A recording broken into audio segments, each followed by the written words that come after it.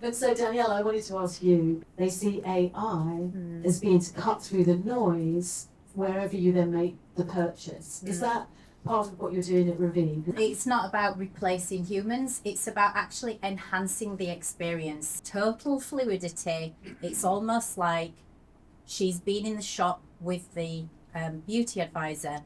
And what it also does for the beauty advisor is it enables her to be at her best doing her job.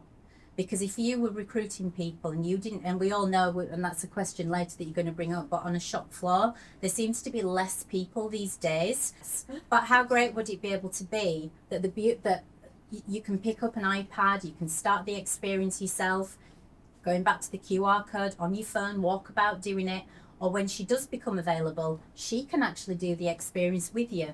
That cuts down her time, but makes her really powerful in what she's doing. She can get the best products from a few simple questions, an analysis of your face, and then guide you, educate you, and take you over to the products before you actually take the products to the till. That's in a nutshell, without trying to be a salesperson. Some of that kind of virtual education is also coming through TikTok. We're going to go back to TikTok, which is now, apparently, is this true? The fourth largest growing retailer. It's pretty disruptive. So basically, naturally US is bigger in TikTok shop, but basically then the growth rates are just like equally massive. So in both markets, whether it's UK or US, within the next 3 years, social commerce is just going to double, which is wild growth rates. And then within a couple of years, social commerce will be 10% of the total e-commerce.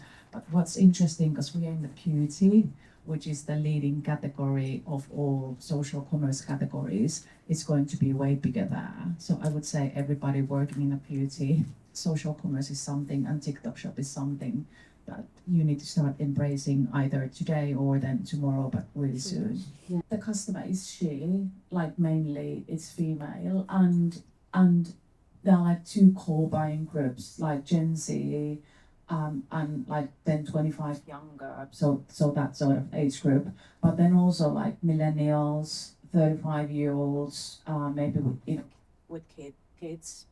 Okay, I'm back. So I think you find those two biggest buying groups, but don't get me wrong, like everybody is buying from TikTok shop. I'm calling it halo effect. So if you are widely successful, and you don't need to be even like widely successful, you don't need to go viral, but when you are successful in TikTok shop, then actually your Amazon picks up. And we've seen stories where somebody sold out from TikTok shop, and then all of a sudden their sales have massively peaked in Amazon and in other bricks and mortar channels, like it can be Sainsbury's or whatever channel you are in. It's just not your sales channel, it's just not your marketing channel, but it's actually first time ever these two like really seamlessly converging.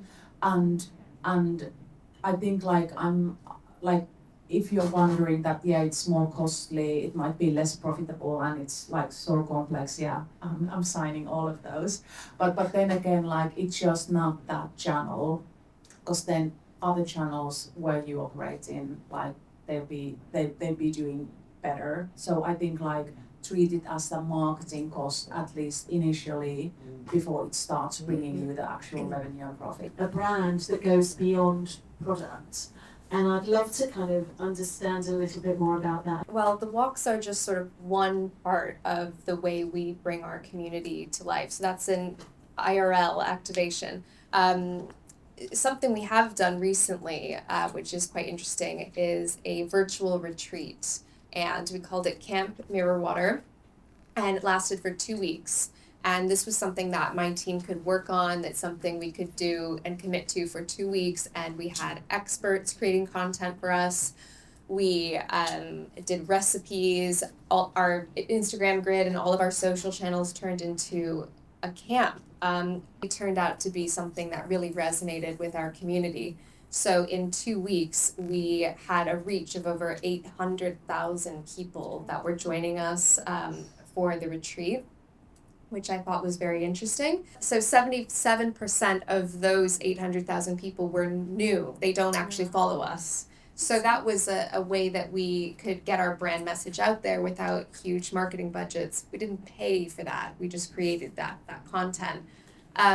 So as I mentioned earlier, really building that community first brand, that's what we do, and that was one way that we did it recently, which was really exciting. And then obviously that turns into trust, which will eventually convert. Come back to you, Margaret, because what you've done, and it's been happening over time, but Oxford Street, just love it. Just love it. You know, translating and injecting the fun back into beauty, but also giving the browsability, the extended browsability that you can with new space. What was behind, I mean, I'm sure that was over time as well. You know, tell us about the kind of development of your environment. We did want to create moments in the store that did cater to those different customer groups, because we were seeing that. And we are very much seeing, as I think every beauty retailer on the planet is seeing, a very multi-generational customer coming in. So it's not always like a teenager girl in her 20s with her friends. Like a lot of times it's families coming together. And so actually thinking about how do we cater to that moment rather than sort of just let it happen to us. And so that was really the thinking behind having a really fun, playful space at the front of the store that presents beauty in like a totally different way, that speaks to the viral drops like you get on TikTok, and the sushi train of body mists, and the blush and lip, and those categories will change and evolve as trends change. But then equally having the pause points for services in the middle of the store, and like a more elevated fragrance exploration with sort of organized by fragrance family and with personalized engraving and dedicated luxury and fragrance specialists. So I think the point was about how do we create moments that cater to those different customer missions and the different types of customers we're seeing, so it's not a one size fits all experience.